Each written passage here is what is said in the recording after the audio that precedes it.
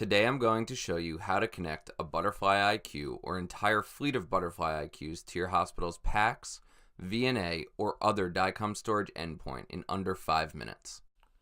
There are 3 key steps to establishing this connection. 1. Configuring my PACS. 2. Configuring my network router. And 3. Configuring my Butterfly cloud. First, I'm going to configure my PACS. For context, Butterfly communicates using encrypted DICOM, also known as DICOM TLS. This means my data is always encrypted prior to transmission to my PACS. It also means that on receipt of my ultrasound data, my PACS must perform a decryption step.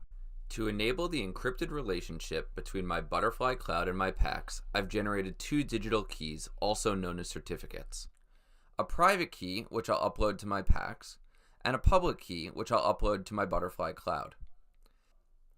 If you need help generating these certificates, or if you want to handle decryption upstream of your PACS, please reference our DICOM implementation guide located in the DICOM Connections menu of the Butterfly cloud. I'll start by opening my PACS' setting pane. In this case, I'm using Osirix, and you can see that I've already uploaded my private key. Next, I'm going to write down 2 pieces of information I'll need for later. My PACS' application entity title, and my PACS' internal port number and IP address. Note, some PACS vendors may require specifying a source AE title, which is user configurable from the Butterfly cloud, but my Osirix PACS does not require this step. Now that I'm done configuring my PACS, I can set up my network router. I open my router configuration page and define the port to which Butterfly Cloud will send incoming data. I can select any available port. I'll arbitrarily choose port 1111 and write this down for later. For security, I'll tell this port to ignore incoming traffic unless it originates from Butterfly Cloud's private IP address. This step is called whitelisting. Butterfly Cloud's private IP address can be found in our DICOM implementation guide. Next, I need to route data from the Butterfly cloud to my PACS' internal IP address and port. We wrote that information down previously, and I'll enter it now and click Save. Now my router will forward encrypted data from Butterfly cloud to my PACS.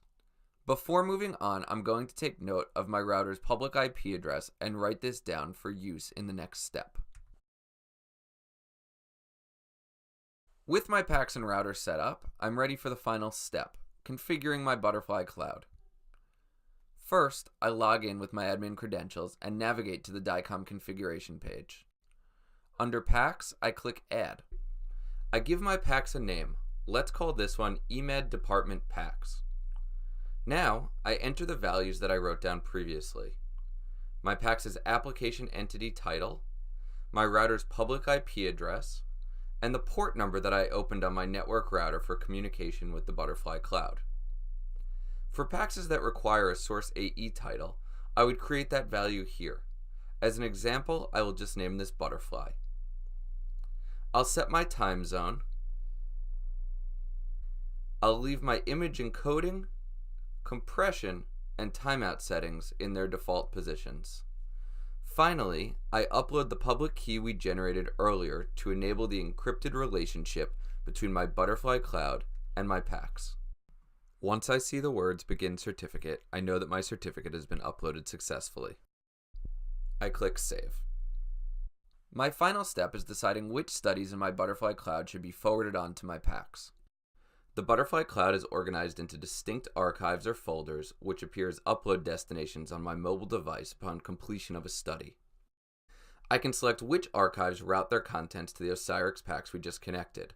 I'll select the clinical archive, and from the archive settings menu, tell it to route the contents to the Osirix PACS. That's it. We're done. Let's test it out. I'll capture a quick cine of my carotid artery. I'll associate some patient information. In this case, I'm using a DICOM modality worklist previously configured. And I'll upload it to my clinical studies archive, which is now demarcated with the word DICOM.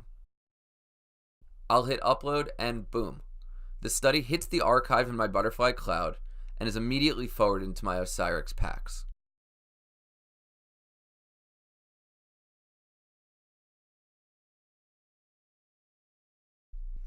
If I have multiple Butterfly IQ probes connected via Team Cloud, they will all share the DICOM connection we just configured. No need to repeat or adjust the configuration when adding users or probes. Thanks for watching. If you require any assistance setting up your Butterfly IQ, please contact us at support@butterflynetwork.com. We're excited to help.